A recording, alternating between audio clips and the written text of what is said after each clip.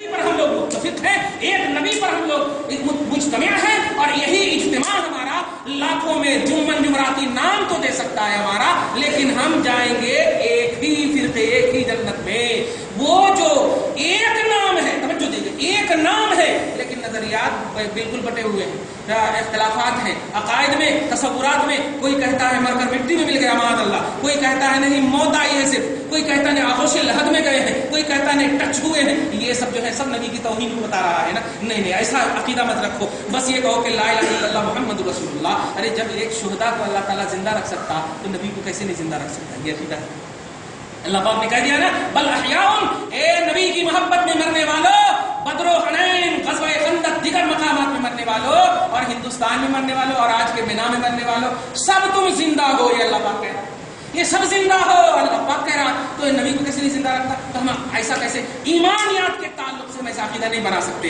غرض یہ کہ جس پہلو میں شان محمدی نظر آئے، جس پہلو میں نبی پاک صلی اللہ علیہ وسلم کی عظمت کا احترام اور اس کی بقا نظر آئے، وہ ناموں کے اعتبار سے مختلف ہو سکتے ہیں لیکن وہ ایک جماعت ہے۔ اور اسی جماعت کے بارے میں حدیث افتراق حاضر الامہ میں جو صحابہ نے عرض کیا تھا اور نبی نے جواب دیا، جس پر میں اور میرے صحابہ ہیں وہی جماعت ان سے ریلیٹڈ ہوگی۔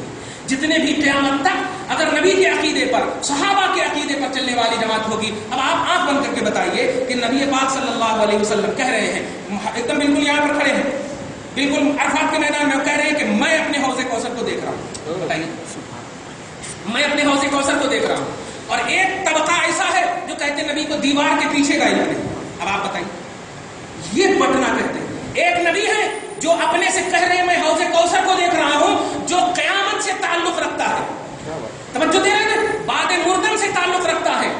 توجہ دے رہے ہیں، حوض کوثر کا جو مسئلہ ہے مرنے کے بعد ہم کو پینا ہے، ابھی زندگی کا مسئلہ نہیں، دنیا کا مسئلہ نہیں ہے۔ تو جو نبی قیامت کی بات کھڑے کھڑے دنیا میں بتا رہے ہو، اس نبی کے حوالے سے ایک جماعت، ایک طبقہ کہہ رہی ہے کہ دیوار کے پیچھے کا علم نہیں، اس کو بٹنا بولتے ہیں، اس کو بٹنا بولتے ہیں۔ لیکن ہم بولتے ہیں نہیں، وہ نبی جو عرفات میں کہہ رہے ہیں میں حوض کوثر کو دیکھ رہا ہوں، وہ نبی ساری کائنات کو اپنی ہتھیلی میں دیکھ رہے ہیں، اپنی ہتھیلی میں دیکھ رہے ہیں۔ تو آپ کا ایمان نبی کی طرح، جیسا نبی نے کہا تھا ویسا ہوا نا، الحمدللہ۔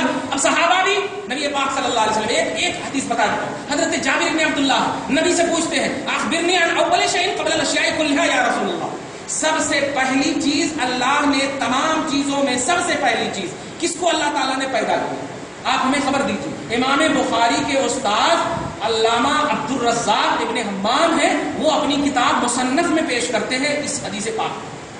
وہ کہتے ہیں کہ حضرت جابر فرماتے ہیں، عرض کرتے ہیں یا رسول اللہ سب سے پہلی چیز بتائیے۔ اب آپ یہ بتائیے کہ اگر میں پوچھوں سب سے پہلا بیٹا آپ کا کون ہے، تو آپ کو کنفرم ہوگا تب نہ بتائیں گے، آپ کو معلوم ہوگا تب نا، اور یقیناً معلوم ہوگا جب آپ کا بیٹا ہے تو۔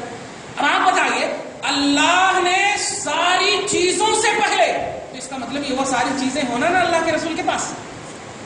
حضرت جابر کا عقیدہ سنیے کیا کہنا چاہ رہے ہیں، ساری چیزوں سے پہلے، اور نبی کوئی اعتراض بھی نہیں کر رہے ہیں کہ بھائی ساری چیزوں سے پہلے تم کہہ رہے ہو، یہ اگر پوچھ لو کہ آپ کے نالج میں یا رسول اللہ سب سے پہلے کون پیدا ہوا، ایسا پوچھنا تھا نا۔ لیکن جملہ سنیے، اخبرنی عن اول شیء قبل کل شیء، قبل کل شیء، ہر چیز سے پہلے اللہ نے کس کو پیدا کیا ہے آپ بتائیے، تمام مخلوقات میں سب سے پہلے۔ تو اس کا مطلب تمام مخلوقات کا عقیدہ صحابہ کا تھا، تب نے نبی سے پوچھ رہے ہیں کہ اے نبی آپ تو ساری چیزوں کا علم رکھتے ہیں، آپ ہی اپنی زبان سے بتا دیجئے کہ سب سے پہلے کس کو پیدا کیا۔ اور نبی نے آبجیکشن نہیں کیا کہ میرے پاس ساری چیزوں کا علم نہیں ہے، یہ کیسا سوال کر رہا ہوں۔ نبی فرما رہے ہیں سنو یا جابر ان اللہ خلق نور نبی کا قبل کل شیء، اے جابر سب سے پہلے اللہ نے تیرے نبی کے نور کو پیدا کیا ہے ساری چیزوں سے پہلے۔ اس کا مطلب نبی کا بھی عقیدہ ہے کہ عالم ماکان میں ہوں، اور صحابی کا بھی عقیدہ ہے کہ عالم ماکان محمد ہیں، ماکان و مایکن، پاسٹ پریزنٹ فیوچر، اور یہی جماعت الحمدللہ ہم لوگ اسی میں ہم لوگ پلتے ہیں، الحمدللہ ایسا عقیدہ رکھتے ہیں۔ لیکن کوئی کہ دیوار کے پیچھے کا علم نہیں، اس کو کہتے ہیں بٹنا۔ تو جو طبقے ایسے ہیں جو نبی پاک کے پوائنٹ والے عقیدے، نظریاتی والے عقیدے اور صحابہ کے عقیدے سے الگ لے جا رہے ہیں، اور حدیث کے حوالے سے یاد رکھیں کچھ حدیثیں ایسی ہوتی جن کے الفاظ ظاہر ہوتے ہیں، اگر وہ عظمت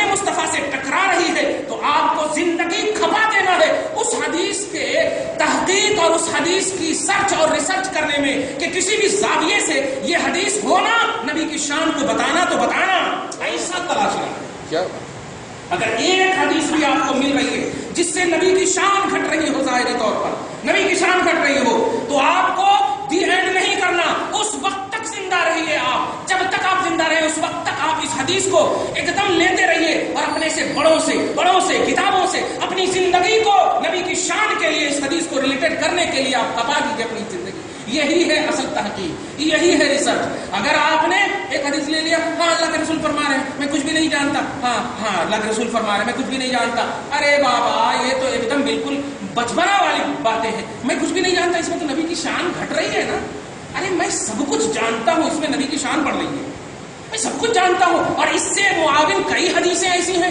تو آپ کو ایسی قرآن کی آیتیں جو ظاہری طور پر عظمت رسالت سے ٹکرائے، ظاہری طور پر حدیث پاک نبی کی شان سے ٹکرائے، آپ دی اینڈ ہرگز نہ کیجئے جب تک کہ اس میں بھی مصطفیٰ کی شان نظر نہ آئے، جب تک اس میں بھی، جیسے کہ میں نے قل انما انا بشر میں بھی آپ کو بتا دیا ہے کہ اس میں بھی مصطفیٰ کی بے مثل اور بے مثال بشریت کا اعلان ہے، اس میں بھی ہم نے بتا دیا ہے پوری تحقیق وغیرہ۔ تو ایسے ہی آپ کو بھی اپنی زندگی کاٹنا ہے۔ دعا ہے پروردگار عالم ہم سب کو ایسے ہی بنائے اور ہم سب کو ایسے ہی تصور پر گامزن رکھے، 73 میں سے ایک میں شامل فرمائے۔